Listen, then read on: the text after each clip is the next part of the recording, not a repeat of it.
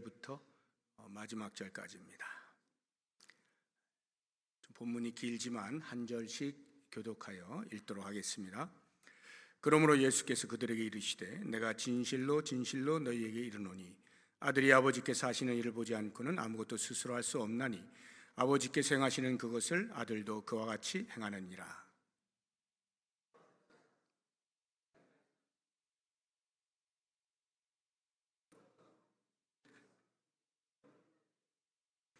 아버지께서 죽은 자들을 일으켜 살리심같이 아들도 자기가 원하는 자들을 살리느니라.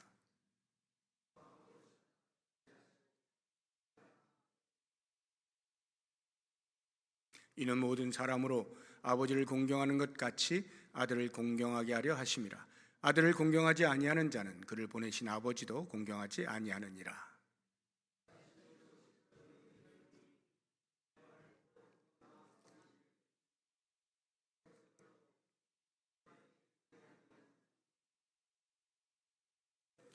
진실로 진실로 너희에게 이르노니 죽은 자들이 하나님의 아들의 음성을 들을 때가 오나니 곧 이때라. 듣는 자는 살아나리라.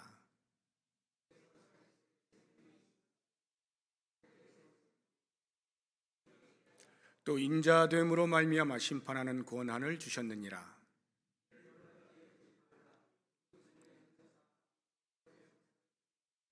선한 일을 행한 자는 생명의 부활로, 악한 일을 행한 자는 심판의 부활로 나오리라.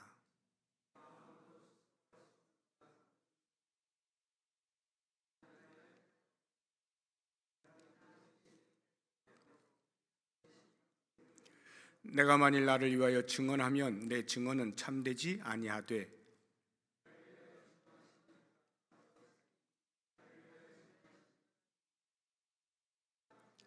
너희가 요한에게 사람을 보내매 요한이 진리에 대하여 증언하였느니라.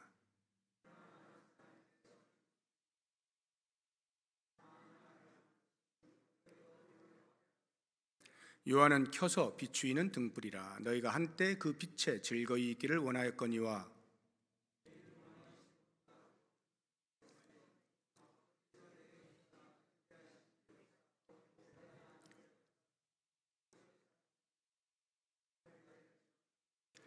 또한 나를 보내신 아버지께서 친히 나를 위하여 증언하셨느니라. 너희는 아무 때에도 그 음성을 듣지 못하였고 그 형상을 보지 못하였으며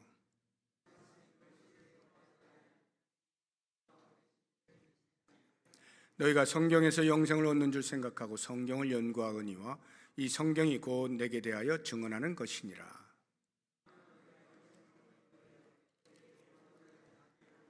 나는 사람에게서 영광을 취하지 아니하노라.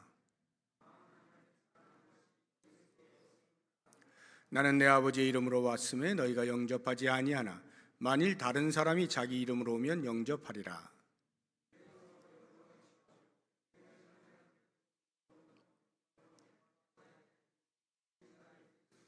내가 너희를 아버지께 고발할까 생각하지 말라. 너희를 고발하는 이가 있으니 곧 너희가 바라는 자 모세니라.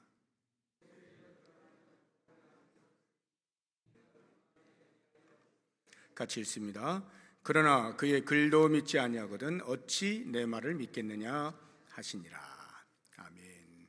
지난 시간에 우리는 예수님께서 행하신 세 번째 표적에 대해서 같이 생각해 보았습니다. 38년 된 병자를 고쳐주시는 표적을 행했을 때에 유대인들이 박해를 하고 배척을 하는 일이 일어나게 되죠. 그 이유가 두 가지가 있는데 그 첫 번째는 안식일에 일하셨다 하는 것이에요. 16절을 보시게 되면 그러므로 안식일에 이러한 일을 행하신다 하여 유대인들이 예수를 박해하게 된지라. 안식일에 병자를 고쳐준 것으로 인해서 유대인들이 기분이 나빴어요. 그래서 배척하고 박해를 하는 것입니다. 율법을 어겼다는 뜻이죠. 율법에 안식일에는 아무 일도 하면 안 되는 거예요.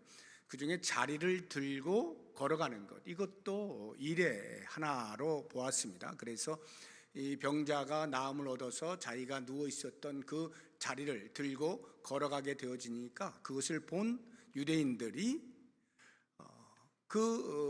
오랜 세월 동안 누워있던 자가 일어나서 걷게 되어진 놀라운 일에 대하여서는 관심을 두지 아니한 채 안식일의 율법을 범한 것, 어긴 것, 그것에 곤두세워져서 누가 그렇게 했느냐 이렇게 묻고 예수님이 하셨다 하는 것을 알게 되면서 예수님을 배척을 하게 된 거죠. 두 번째로 예수님을 배척하게 된 이유는 예수님께서 그와 같은 일들이 일어나게 되었을 때에 그들에게 말씀하셔요. 하나님이 일하시니 나도 일한다, 이렇게 말씀을 하게 되어지니까 그들이 들을 때는 그것이 곧 자기 자신이 하나님과 동등하다라고 말하는 것과 다를 바가 없다, 이렇게 여기게 된 것입니다. 18절 한번 보시게 되면, 유대인들이 이로 말미암아 더욱 예수를 죽이고자 하니 이는 안식일을 범할 뿐만 아니라 하나님을 자기의 친아버지라 하여 자기를 하나님과 동등으로 삼으심이로라. 아버지께서 일하시니 나도 일한다 라고 하는 말은 내가 너희들이 믿는 그 여호와 하나님의 친아들이야, 여호와께서 내 아버지시야, 이렇게 말한 것과 다름이 없다는 거예요. 그래서 하나님의 아들이시다라고 하는 말은 곧 내가 하나님이야 라고 하는 말과 같은 것으로 유대인들이 들을 때에는 신성 모독에 해당하는 죄를 범하는 거예요. 그러니까 견딜 수가 없어서 예수님을 죽이고자 하는 데까지 이르게 된 것입니다. 오늘 우리가 읽은 19절부터 47절 마지막까지의 그 내용은 예수님께서 그와 같은 유대인들의 자신을 향한 배척과 죽이고자 하는 노력들을 보시면서 내가 왜 하나님의 아들인가 하는 것에 대하여 스스로 증명을 하시는 내용이 담겨져 있는 것입니다. 이러저러한 설명을 통하여서 예수님께서는 당신 스스로 하나님의 아들이심을 입증을 해내는데요. 한 4가지 정도를 우리가 살펴볼 것인데, 그 첫 번째가 아버지의 일을 아들도 한다 하는 것으로서 내가 여호와 하나님의 아들이다 라고 하는 것 증명을 하시는 겁니다. 아버지께서는 당신이 하시는 일을 아들에게 보여주십니다. 보여주시는 이유는 아들도 그 일을 하도록 하기 위함입니다. 20절을 보시기 바랍니다. 아버지께서 아들을 사랑하사 자기가 행하시는 것을 다 아들에게 보이시고. 그러면 이제 이 안식일에 38년 된 병자를 고쳐주신 사건을 생각해 보세요.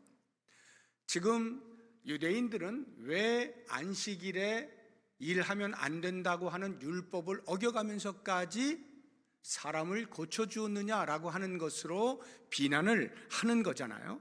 그런데 지금 예수님께서 하신 일은 곧 아버지께서 하신 일을 따라한 것이다 라고 이야기를 함으로써 안식일에 일을 한 것은 하나님께서 하신 것과 같은 거야, 이렇게 설명하시는 거거든요. 이게 무슨 뜻이냐면, 율법이라고 하는 것이 하나님께서 주신 거잖아요. 이걸 지켜 하고 하나님이 주신 것인데 하나님 당신 스스로가 어긴 것이 되는 것이 되잖아요. 그럼 유대인들이 생각할 때는 하나님은 절대로 그럴 분이 아니시니까, 하나님이 율법을 주시고 그 율법을 어기실 분은 아니시니까, 그렇다고 하면 예수님께서 지금 안식일에 치병 사역을 하신 것은 겉으로 볼 때는 율법을 어긴 것이 되는데 사실은 하나님께서 그 일을 하고 계시는 것 그대로 보고 아들이 따라한 것에 불과한 거예요. 그러니까 예수님을 비난할 이유가 하나도 없게 되어지는 것이죠. 뿐만 아니라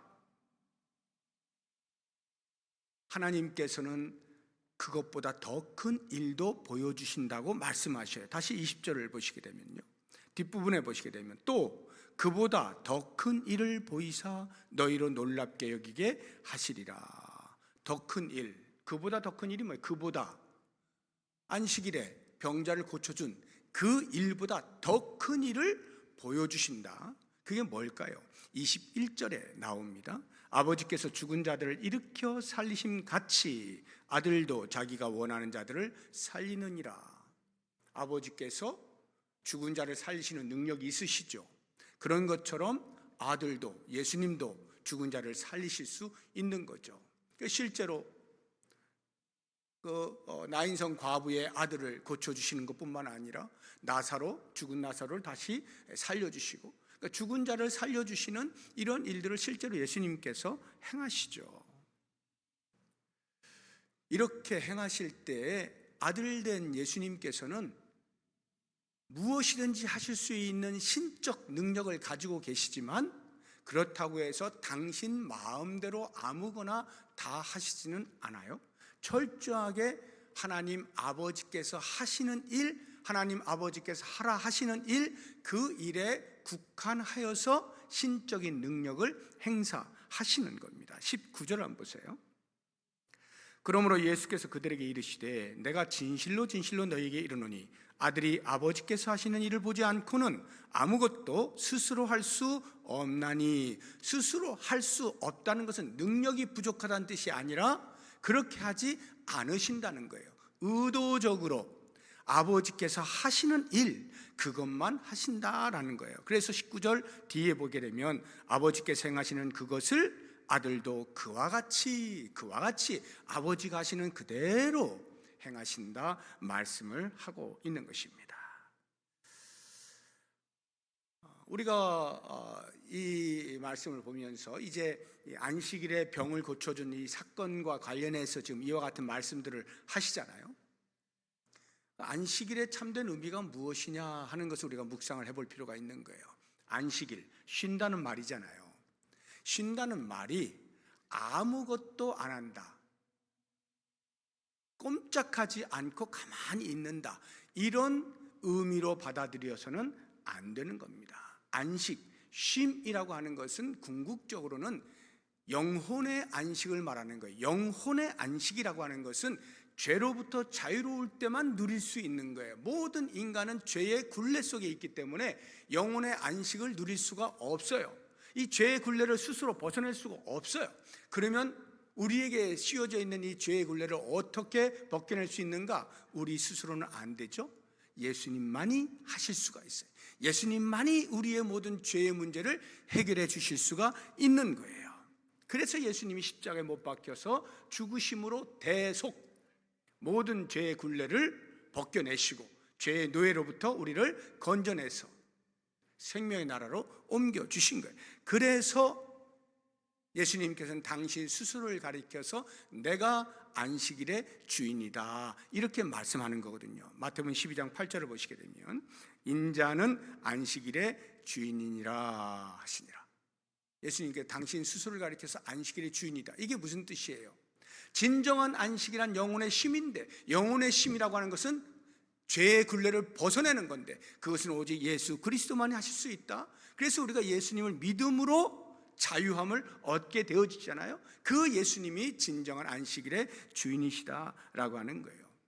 그러니까 율법에 문자적으로 안식일에는 이렇게 해야 돼 저렇게 해야 돼 유대인들이 정해놓은 그런 것들을 잘 지킨다 해서 안식일을 잘 지키는 것이 아니고, 안식일에 주이신 예수 그리스도가 나와 어떤 관계가 있는가, 나는 과연 예수님을 바르게 고백하고 있는가, 이 부분으로 안식일의 개념을 새롭게 정립해야 하는 거예요.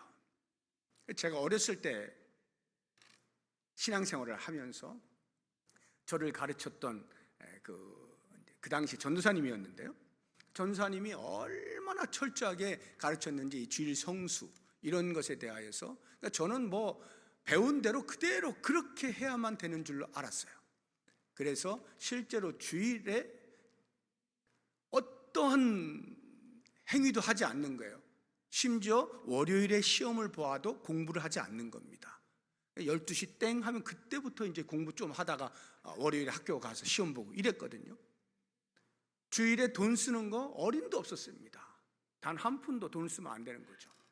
모든 돈 써야 하는 일들은 토요일에 다 끝을 내야 되는 거고요.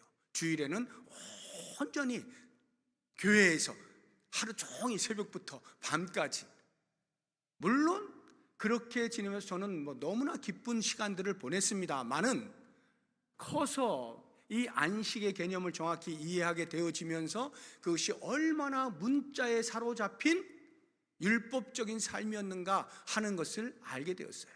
그것이 무조건 나쁘다 이런 개념이 아니라 그것 때문에 더 중요한 것을 놓치는 일들이 빈번할 수 있는 거죠. 지금 예수님께서 안식일에 한 생명을 살려주시는 일에 대하여서 유대인들이 시비를 거는 것과 같은 그러한 실수를 율법에 얽매이게 되어지면 우리도 똑같이 할 수 있게 되는 거죠. 율법의 문제가 아니라 율법의 완성자이신 예수 그리스도, 안식일의 주인이신 예수 그리스도, 그리스도를 나는 어떻게 고백하고 있는가, 나는 그리스도와 어떤 관계가 있는가, 이것으로 진정한 안식의 의미를 다시 찾을 필요가 있는 거죠. 예수님은 하나님의 아들이셔요. 그래서 아버지 하시는 일을 예수님이 그대로 하심으로써 예수님이 곧 하나님이신 것을 증명하시는 거예요. 두 번째로 예수님이 하나님의 아들이심을 어떻게 스스로 증명하시는가?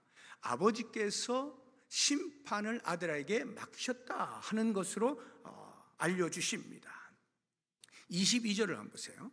아버지께서 아무도 심판하지 아니하시고 심판을 다 아들에게 맡기셨다라고 표현하고 있죠. 27절을 한번 보세요. 또 인자됨으로 말미암아 심판하는 권한을 아버지께서 아들에게 주셨다라고 말씀을 하고 있어요. 그럼 생각해 보세요. 심판의 주권이 누구에게 있는가? 누가 심판할 수 있는 권한을 가지고 있는가? 우리 이 세상을 보게 되어지면 누가 죄 지은 것에 대하여 판단을 하고 그에 따른 형벌을 결정합니까? 사법기관이죠. 사법기관이 그 일을 합니다. 그러나 그 사법기관이 절대적인 객관성을 가지고 올바르게 정의를 실현해내는 것은 하늘의 별 따기와 같아요. 이미 우리 모두가 다 경험하는 것처럼 이 땅에서 법을 따라서 모든 사람들이 평등하게 잘 살 수 있도록 만들어 놓은 그 법이지만 그 법을 행사하는 사람 자체가 이미 왜곡되어져 있는 양심이기 때문에 언제든지 법을 해석하는 방식에 따라서, 관점에 따라서 얼마든지 악한 사람에게 유리하게 판단을 할 수도 있고요, 올바르다고 생각되어진 사람에게 불리하게 판단을 내릴 수도 있어요. 이런 일들이 비일비재합니다. 지금 우리나라가 탄핵 정국을 맞이했잖아요. 누가 그러면 그 대통령의 행위에 대하여 판단을 내릴 거예요? 공수처라고 있죠. 공수처가 그 일을 할 거예요. 대법원에서 하겠죠.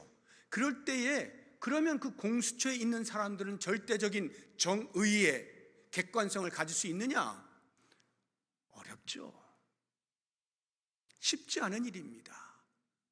그래서 아주 비싼 돈을 주고 고급 변호사를 사용하면 형량이 달라질 수가 있는 거고요, 돈이 없어가지고 국선 변호사나 세우면 불리한 형량을 받을 수도 있는 거고요.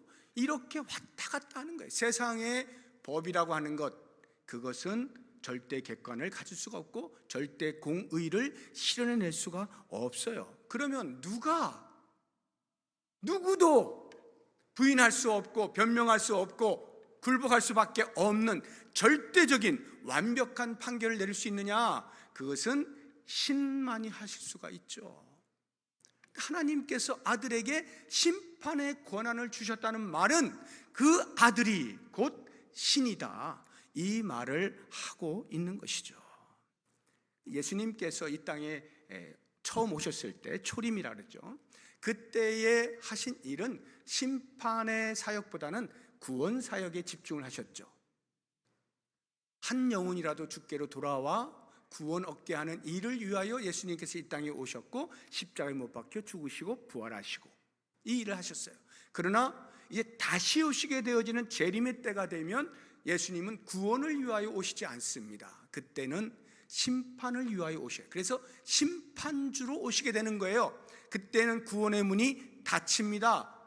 아무도 예수님 잠깐만요 하고 예수님의 심판에 대하여 보류를 요청하거나 제가 좀 잘 몰랐었는데 지금이라도 어떻게 안 될까요? 이런 말들이 통하지 않는 심판의 때가 곧 도래하게 돼요. 바로 그때 예수님께서 심판주로서 명확하고 정확하게 양과 염소를 가르치는 날이 옵니다. 이와 같은 일은 사람은 할 수 없다, 오직 신만이 할 수 있다 라고 하는 것으로 예수님은 당신이 하나님의 아들이심을, 신이심을 분명하게 이야기해 주고 있어요. 세 번째로 아버지께서 아들을 공경하게 하신다는 것으로서 당신이 하나님의 아들이심을 증명을 합니다. 여호와 하나님에 대한 유대인들의 태도가 어떠할까요? 지극 정성, 절대적인 공경이, 이것은 사람이 사람을 향하여 가질 수 있는 극존칭의 존경이나 예의를 훨씬 넘어서는 거예요. 피조물이 창조주를 향하여 가질 수 있는 마음의 자세, 그게 공경이거든요. 유대인들은 적어도 하나님께 대하여 이와 같은 자세를 가져야 한다는 이성적인 생각은 가지고 있어요. 실제로 그렇게 했느냐라고 하는 부분에 있어서는 성경을 보면 그렇게 못한 수없이 많은 흔적들이 있죠. 그러나 적어도 내가 믿고 있는 하나님께 대하여 내가 이런 마음을 가지고 있어야 돼, 이런 자세를 가지고 있어야 돼 하는 것만은 분명히 알고 있어요. 그것이 공경이라고 한다면, 하나님께서 왜 아들에게, 예수님에게 구원의 능력과 심판의 권세를 주셨느냐라고 하는 그 이유가 바로 여기에 있는 거예요. 23절을 한번 보시기 바랍니다. 이는 모든 사람으로 아버지를 공경하는 것 같이 아들을 공경하게 하려 하심이라. 이는 왜 심판을 아들에게 맡겼는가? 왜냐하면 모든 사람이 아버지를 향하여 가지고 있는 그 공경의 마음을 내 아들에게도 그대로 갖게 하기 위함이다 말씀하고 있는 것입니다. 다시 말하면 아들이 받아야 할 영광과 아버지가 받으셔야 할 영광의 무게가 다르지 않다는 말이에요. 아버지께서 영광을 받으셔야 한다면 그 영광의 무게만큼이나 아들도 영광을 받으셔야 하는 것임을 이야기해 주고 있어요. 이게 바로 예수님의 신적 권위죠. 예수님이 하나님이시다라는 이야기예요. 그래서 베드로가 이렇게 고백하잖아요. 주는 그리스도시요 살아계신 하나님의 아들이십니다. 당신이 곧 신이십니다.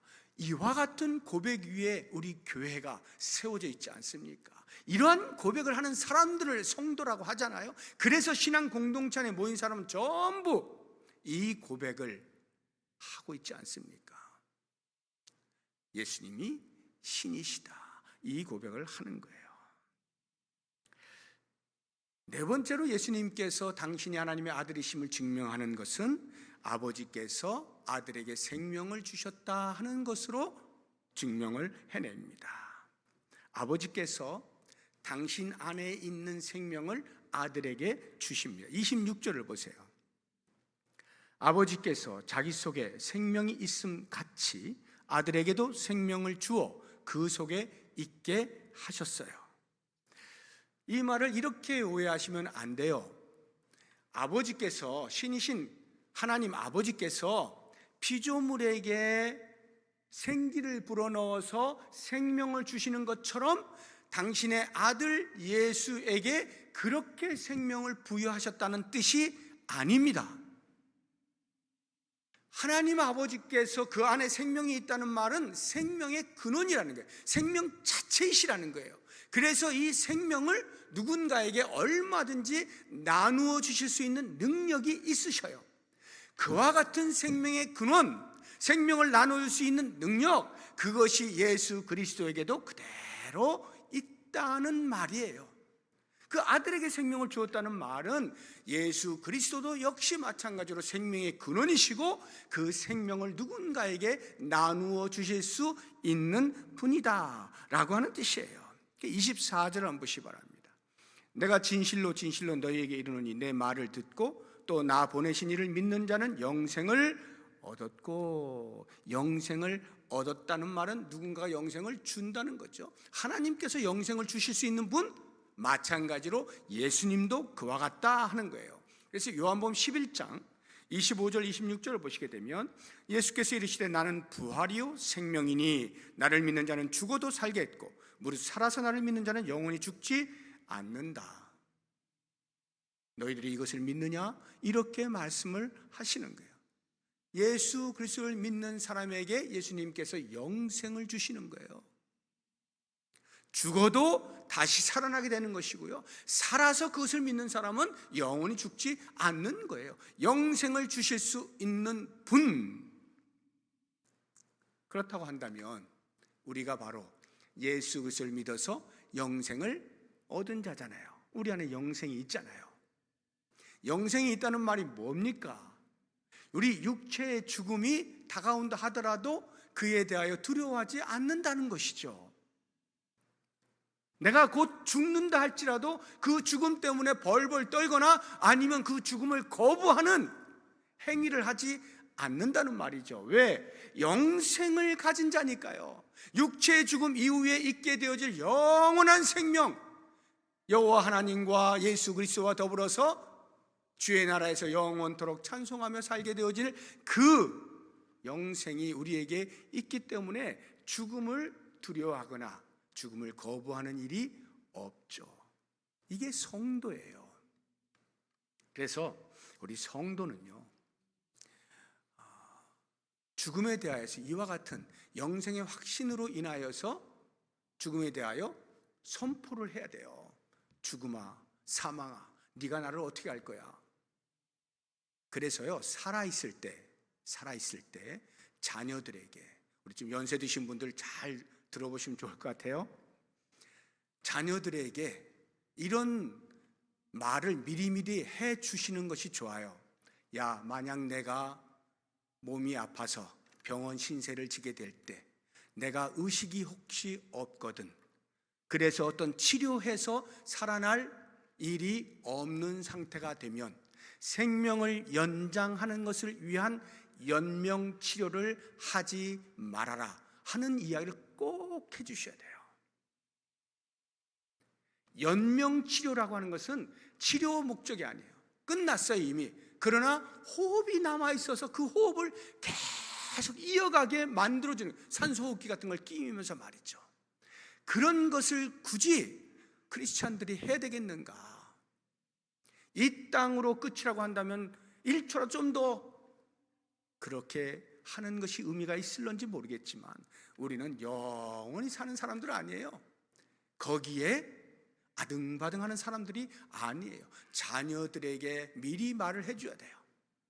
그런 일이 벌어지거든 그것을 거부한다. 나는 실제로 2018년 2월부터 법적으로 그 연명치료에 대한 결정을 내릴 수 있는 권한이 주어졌어요.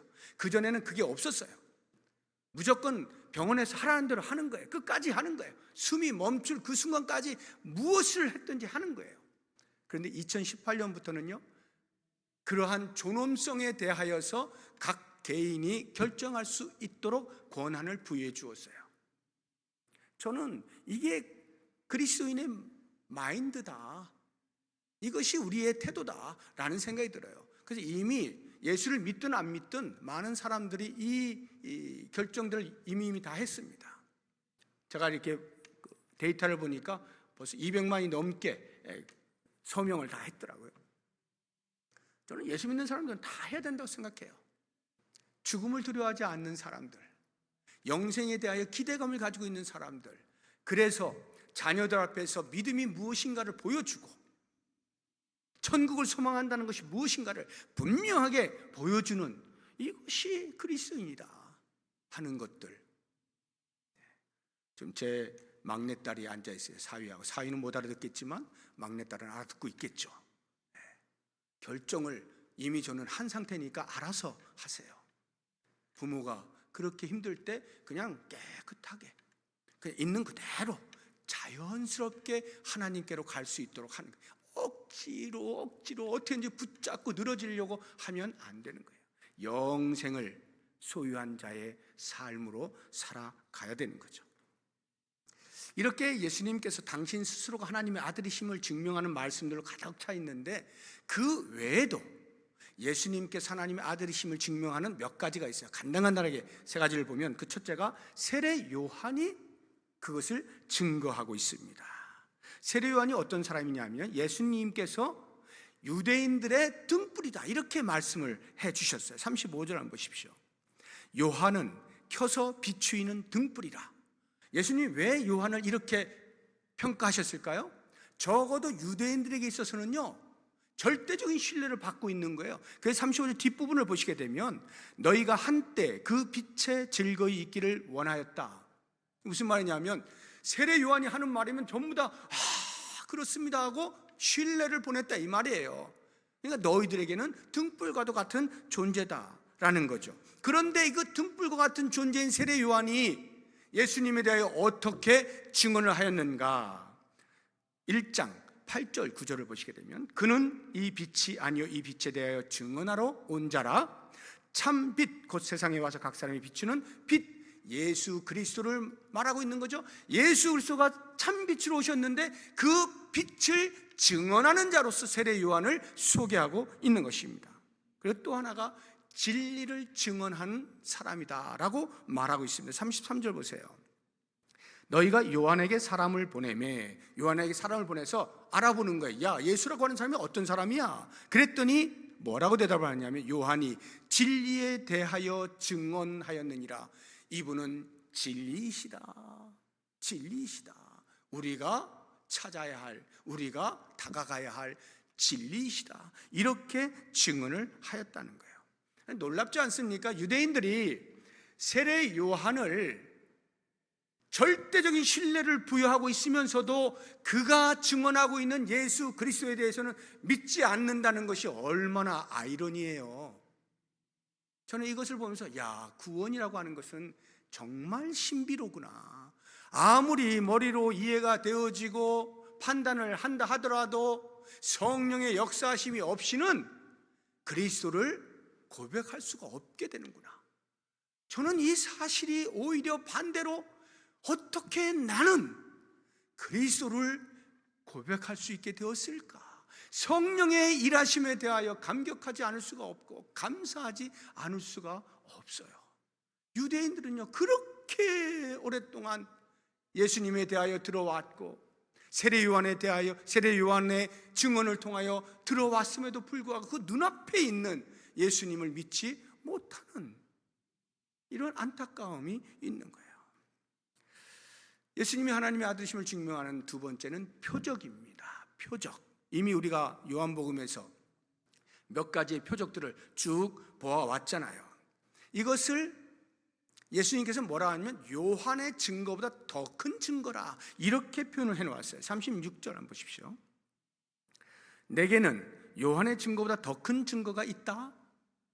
아버지께서 내게 주사 이루게 하시는 역사, 곧 내가 하는 그 역사, 이것이 곧 증거다라고 하는데 그게 뭐예요? 37절 보시면, 나를 보내신 아버지께서 친히 나를 위하여 증언하셨느냐? 너희는 아무 때도 금송을 듣지 못하였고 그 영상을 보지 못하였으며 해서, 아버지께서 하시는 일을 할 수 있는 역사, 즉 사람으로서는 할 수 없는, 신만이 할 수 있는 일들, 예를 들면 죽은 자를 살리는 이와 같은 일들,